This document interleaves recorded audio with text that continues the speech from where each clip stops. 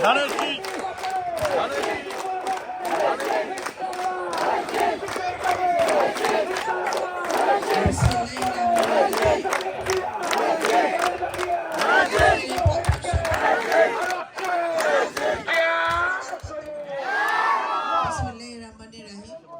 এই পৌরসভার সম্মানিত সভাপতি, উপস্থিত জেলার শীর্ষস্থানের নেতৃবৃন্দ, উপস্থিত স্থানীয় মুরব্বিয়ানগণ, উপস্থিত উকিয়ারা ইউনিয়নের সর্বস্তরের এলাকাবাসী এবং নেতাকর্মী, আসসালামু আলাইকুম।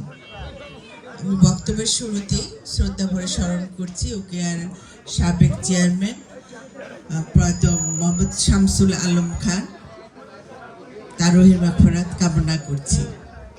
এই উকিয়ারা এসে আমি আজকে প্রথম শুনলাম এটা জিয়া স্মৃতি হাট। তা আমরা আজকে এটা ভালো জায়গায়, মানে এমন একটা জায়গায় আমরা আছি, এখানে দাঁড়িয়ে আছি যেখানে ধানের শীষ মানুষ, এখানে আর ধানের শীষের কথা বলার কোনো প্রয়োজন নেই, ভোট চাওয়ারও প্রয়োজন নেই। এই মাঠটাই তো জিয়া স্মৃতি হাট হিসাবে পরিচিত। তো আমি এখানকার যারা এলাকাবাসী আছে তাদের প্রতি অনুরোধ করব, আপনারা এই যে জিয়া স্মৃতি হাটের প্রতি সম্মান দেখাবেন। সম্মানটা তখনই দেখাতে পারবেন যখন আপনারা সম্মিলিতভাবে ধানের শীষে ভোট দিয়ে বিএনপিকে জয়যুক্ত করতে পারবেন। কারণ আপনারা যারা এখানে আছেন, যখন এখানে বসছেন, হাট করতে বসছেন, কথা গল্প করতে বসছেন, চা খেতে বসছেন, তখনই কিন্তু আপনাদের শহীদ রাষ্ট্রপতি জিয়া রহমানের কথা মনে আসছে না?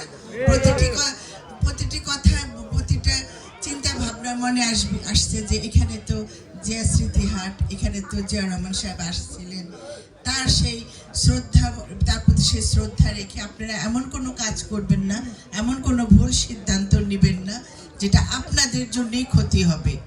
আজকে আমাদের নিজেদের অস্তিত্ব রক্ষা করার জন্য, নিজেদের সন্তানের সুন্দর ভবিষ্যৎ করার জন্য এবং এলাকার উন্নয়নের জন্য একটাই চাবিকাঠি, সেটা হলো ধানের শীষ।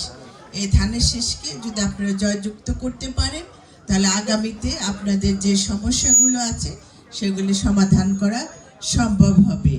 আমি আজকে ধানের শীষ নিয়ে যে প্রতীক নিয়ে আপনাদের সামনে দাঁড়িয়েছি, আমি তো শুধু পদ নেওয়ার জন্য বা চেয়ারে বসার জন্য আসিনি। আমি এসেছি আপনাদের জন্য কাজ করার জন্য এসেছি, আপনাদের যে স্বপ্নগুলো আছে সেগুলি ভাগ করার জন্য এসেছি। আপনারা যখন যেখানে যাচ্ছি বলছেন রাস্তাঘাট লাগবে, রাস্তাঘাট, সেই রাস্তাঘাটের কথা চিন্তা করছি।